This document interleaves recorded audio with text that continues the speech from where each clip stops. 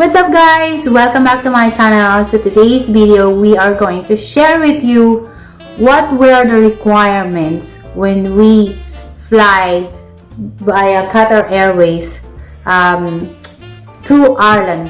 So what are if you are flying from Manila International Airport, exactly like Philippine Airport, what types of documents do you need to provide upon check-in?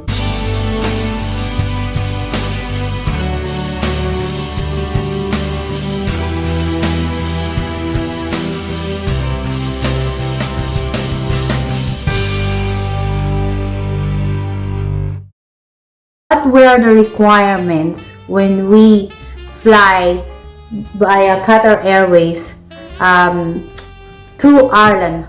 So what are if you are flying from Manila International Airport, exactly like Philippine Airport, what types of documents do you need to provide upon check-in? And what source? This is in response with the COVID-19. So I am here with my husband because he's basically the one who arranged all these documents before we fly to Ireland, because I was a little bit busy. So, but he knows more about it. And in terms of like Ireland's policy, travel policy, and then with Qatar Airways requirements. So, Bev, can you please tell them what exactly did we provide when we checked in the airport, and what type of sort of documents that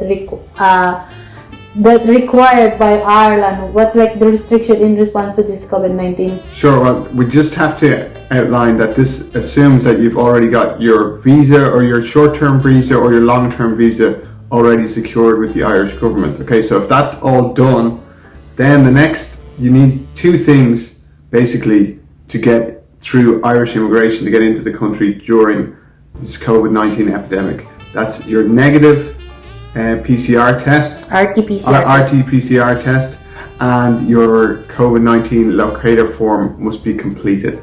In terms of the COVID-19 locator form, is that the requirements from Ireland government, or is it from it's by Qatar Airways or whichever airline that you're flying? Because basically, as we fly via Qatar Airways, and so is this locator form is a requirement from the government of Ireland? It's from the government of Ireland, and basically when you are going to the check-in desk in the airport, it will pop up on the person's desk who's checking you in that you need to show this form to them, or they won't let you board the plane. So it means that before we even arrive in the airport, we need to make sure that we've already completed the form.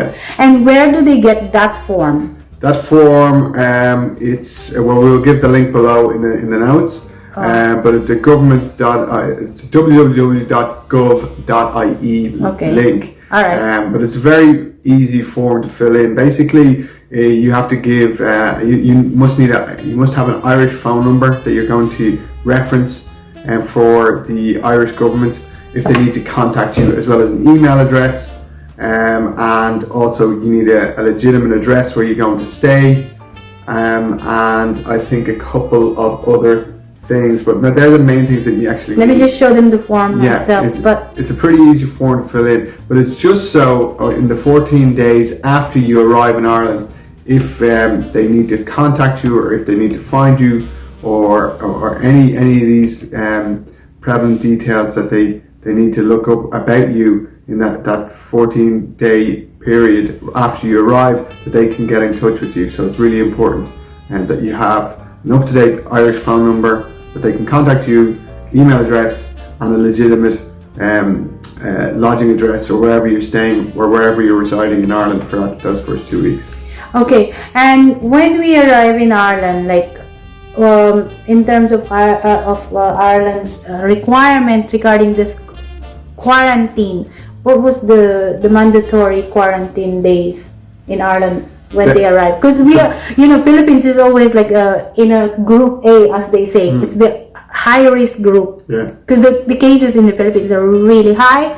But luckily when we arrive, and I think Ireland is a little bit more relaxed compared to other countries. Just for example, Hong Kong. Hong Kong, you need to do 21 days. But in Ireland, luckily we made it. You have to do a home quarantine for 1 week. Just for 1 week. So home quarantine for 1 week. Going back to that locator form, I just want to show them, babe. Is this exactly what we did, right? Yeah. Because this is my completed one. Yeah. This is just our sample completed one. Yeah. So this is exactly what we fill in. Yeah. And then after you fill this in, you send it to Ireland. Go. Yeah, When when you complete the form, it's immediately sent to the Irish government, and then you will get a confirmation email saying that the form has been completed, and you just show that to the person at the desk of the airline that you're trying to check into for that flight whenever you take it. So that was it, and we made it. Yeah, yay! So I hope you can also travel safely, and you would not have a problem. You will not have a problem in upon check-in, whichever airline you have. So I think the most important thing is you have that locator form as a mandatory requirements by government of Ireland. And obviously the negative RT-PCR test has to be done as well. 72 hours. Yeah, you have to have it done just before 72 hours before you arrive in Ireland. Yeah. Okay, so if you've got a really long flight, which it would be with coming from the Philippines, you need to add that back, those hours back, because if you get the PCR test a few days beforehand and then you have the big long flight, you might be over the 3-day window. So make sure you calculate how long it's going to travel, how long you are going to take to travel to Ireland, and calculate that into your 72 hours. Yeah, for example, for example, for us, like we fly from Manila to Doha, so we did the RT-PCR test, because there's loads of RT-PCR tests or lab now that offering, you can get the result within 24 hours. So, but if you want to save a little bit more money, you can do it within 48 hours, right? Because the requirement is at least 72 hours. You will not over the 72 hours when you arrive to Ireland. And that's when you're tested, not when you get the results. Yeah, not when you get the results, but that's when you're tested. So for us is that we get a home service. When was that? 16. We fly 17. We flew on the October 17. Yeah, just early hours, October 17. But then we asked the home service for the 15th. On the 15th. Yeah. So that's still fine. So when we arrive in Ireland, we're still in the window of 72 hours. Yeah. So make sure you calculate, because you don't want to have a problem when you arrive in Ireland, you know what I mean? Alright, so have a safe journey, and I hope to see you in Ireland.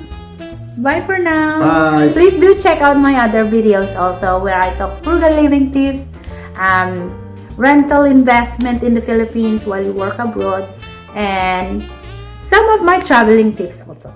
Bye. Bye. Thanks, babe.